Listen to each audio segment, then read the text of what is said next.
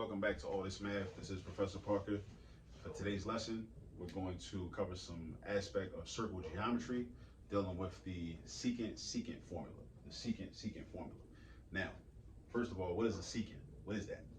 A secant is a line that cuts through a circle and hits it in 2 points. All right? So a secant is a line that cuts through a circle and hits the circle in 2 points. So segment NH is a secant because it hits the circle at point P and point H. Point P and point H. So if it hits the line twice, 2 different points, it's a secant. S-E-C-A-N-T. S-E-C-A-N-T. All right? Segment NB is also a secant because it hits the circle in 2 points, at point S and point B. At point S and point B. All right? That's what it does. It's at 2 points. So now, what we're going to do is try to figure out what this is. What's the length of segment HP? And HP is part of segment NH, or you can call it segment HN, right? We're going to try to figure this out using this formula we have, which is the secant-secant formula. Now, the secant-secant formula says this. If you have a point and from outside of a circle, and from that point extends 2 secants, right, that extend and cut into the circle, 2 different secants, right? We got 2 different secants, right? One of them, the length of one of the secants times the outer part, the part that's outside the circle, is going to be equal to the full length of the other secant times the length of just the outer part that's not inside the circle. All right? So basically, the way I got the formula set up is the secant, the whole thing, times the outer part of the secant on one of the secants is equal to, in the other secant, the whole thing times the outer part of that one. Secant 1 times the outer part of 1 is equal to secant 2 times the outer part of 2. That's the formula. So now we're about to just play a game where we just basically just plug in, well, first segments. We're going to plug in segments of the secants just to set up our equation. And then from there, then we're going to replace the segments with numbers or variables in this case. So what points do we have here? So we got, see, I got my Black Panther Party for self-defense t-shirt on. So I figure I shout out the co-founders of the Black Panther Party for Self-Defense, Huey P. Newton and Bobby Seale, right? So when we're doing geometry problems and we need points, there are points involved, and we have to name the points after letters, we can actually use any letters we want. There's nothing stopping us, all right? So that's an act of self-determination. That's Kuji Jakalia from the Nguzo Saba from Kwanzaa, day number 2. All right, we can be determined and decide how we want to teach math. We can teach math how we want to teach math to our children. All right, we don't need permission from nobody. All right. So anyway, let's deal with this one. This will be our first secant, the one on top. This will be our first secant. So what's the full length of this secant? All right, we know the outside part is 5, and the inside part is x. So the whole thing is going to be 5 plus x. Right, algebraically. If the outside part is 5, because the whole thing is made up of the outside part plus the inside part. The outside part plus the inside part. So when you put them together, that's how you get the whole thing. You add them together. The outside is 5, the inside is x. And you can say x plus 5 if you want, 5 plus x, it don't make a difference. Because addition is commutative anyway. It's not going to affect the final result. What order you put the 5 and the x in. So let's do this. Let's do, matter of fact, that's what I said I was going to do. I was going to label the segments first. So let's do HN for Huey Newton, right? Times the outer part, which is PN, which is P Newton. And then we go to the second secant down here. The whole thing is BN, right? And then the outer part is SN, so Seale, Newton. Seale and Newton, right? So we got SN right here, right? So now, Huey Newton, right? HN from H to N is going to be x plus 5. Since I'm reading it this way, let's just call it x plus 5 instead of 5 plus x. But like I said, it don't make a difference, all right, in terms of what our final answer is going to be. So we're going to have x plus 5, and then the outer part is just 5. So we're going to multiply that by 5. And then for the second secant, the whole thing is going to be 10 plus 4. So we got 10 plus 4. And then the outer part is just 4. So now we have our equation. This is our equation. And once you have your equation written, when we're dealing with geometry, once we have our equation written, we're actually not even doing geometry no more. Now we're just doing algebra. Now we're doing straight algebra, right? The geometry part is over. We use the geometry to understand and interpret our diagram that we have up here, and also to consider, okay, what formula am I going to use? And the formula right here is based on a theory, right? A theory, a postulate, a law, a corollary, something like that. All right, but the geometry is over.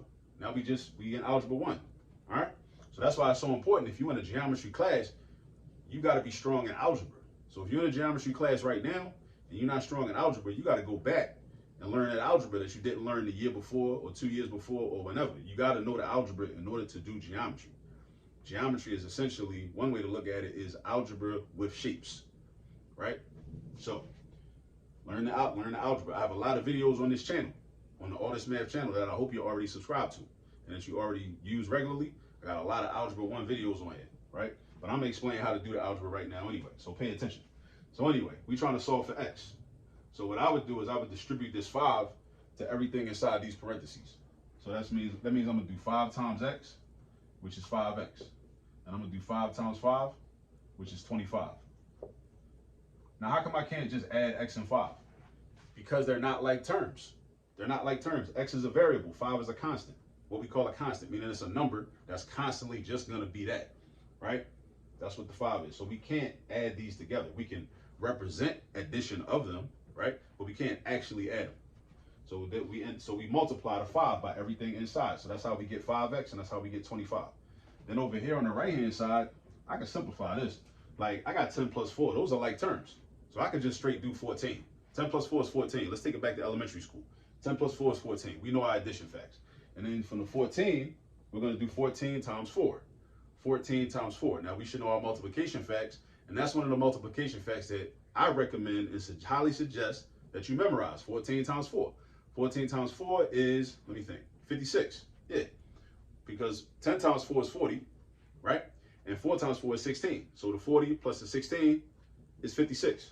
14 times 4 is 56. All right? So make sure you memorize your 14 facts. All right? I need to do the same thing. I don't have all my 14 facts memorized. I'm going to keep it 100 with you. I don't have all my 14 facts memorized.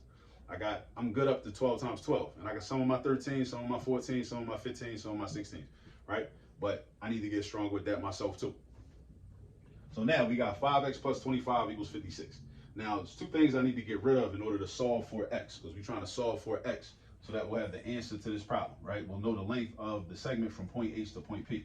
I'm trying to get rid of 5 and I'm trying to get rid of 25. I'm trying to get rid of 5 and I'm trying to get rid of 25. Now, what do I get rid of first? It don't matter, really. It don't matter.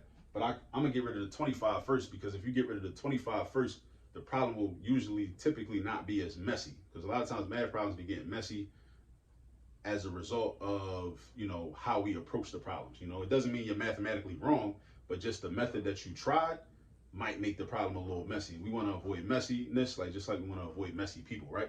So I'm going to get rid of this constant first. So that means I'm going to do the opposite of adding 25. The opposite of adding 25 is subtracting 25.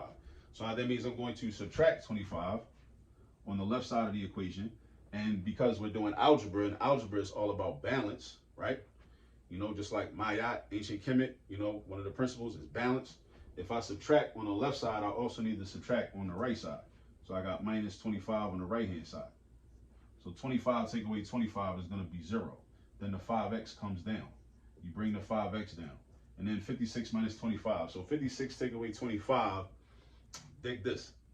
If I round this 56 down to 50, this is how I do mental math. This is one of the ways. If I round this 56 down to a 50, because I know 50 minus 25 real easy is 25. Because that's like 50 cents minus a quarter, right? I know the difference is 25. So I can do that, and then I can just add 6 to 25 and get 31. That's one way to get it. So 5x is equal to 31. 5x is equal to 31. All right? It's not the only way to do it, but that's one way to do it, right? That's what some people might call new math, right? That they want to run away from. Let me tell you something. Don't run away from the new math. Run to the new math, right? Run to it, right? Just like we run to the new technology, run to the new math. Run to it. Don't run from it, all right? Embrace it. Go in on it, all right? It's going to help you. I'm trying to tell you.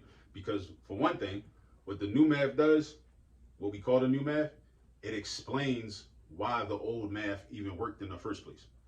That's what it does. That's one of the things it does. It gives you a conceptual breakdown, gives you a conceptual understanding. All right. So anyway, now we got 5x equals 31. Now we're trying to get x by itself. So I got to get rid of this 5. This 5x means 5 times x. 5 times x, that means multiplication. So I got to do the opposite of multiplying. The opposite of multiplying, which is division. So divide this by 5. We do not divide by x because we're not trying to get rid of x. We only divide by what we're trying to get rid of. That's all we do. We're trying to get rid of stuff. So we're trying to get rid of the 5, not the x. We want the x. Leave the x there. We're trying to get rid of the 5. So we also got to stay balanced, right? Remember Mayat? So we divide by 5. 5 divided by 5 is 1. So this is 1 and this is 1. Now, also understand this. 1x over 1 is the same thing as just x. 1x over 1 is the same thing as just plain old x. All right? So now we got 31 divided by 5. Now, I know that 5 goes into 30. Now, I'm going to do some mental math real quick, right? I could break this down. This is called, again, some more new math I'm going to hit you with. Again, run to the new math. Run to it. Don't run from it. Run to it. I'm going to break this 31 down into 30 and 1. Now, dig this. What's 30 divided by 5? And I'm going to divide each of these numbers by 5. Instead of just trying to divide 31 by 5, I'm going to show you this is a math trick. This is a math trick. Thank me later, right? 30 divided by 5 is going to be 6. And 1 divided by 5, you could just say 1/5, leave it as a fraction. But nah, I'm going to kick it to a decimal. If I got 1 and I divide it up into 5 equal parts, that's going to be 0.2. That's going to be 0.2. It's like if I said, well, how many 5s can fit into 1? 1/5 of a 5 can fit into 1. 1/5 of a 5 can fit into 1. Just like if somebody got a size 5 foot and they trying to fit into a size 1 shoe, only 1/5 of their foot can fit into that size 1 shoe. Right? So it's the same thing as 0.2. So this is 0.2. So through the partial quotients method, we put these two together and we get 6.2. That's the answer to that. Now your calculator would have just gave you 31 divided by 5, right? Because we got technology and we know how to use calculators. That's cool and everything. But your brain is a calculator, right? We should not have to rely on calculators. It's nice to use a calculator at times, but it should not be, we should not be using calculators because we have no other options. That's my thing. Sure, use a calculator all you want. Use technology all you want. But I hope you're not in a situation where you're using it because you don't got no choice, right? You want to have a choice to be able to say, you know what, I could do this mentally. I could do 31 divided by 5 mentally. I could.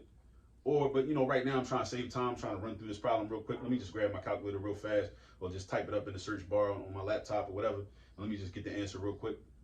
Cool. But again, it's about having options, right? Don't be that person that your only option is, oh, I need my calculator at all times. I got to take out my iPhone.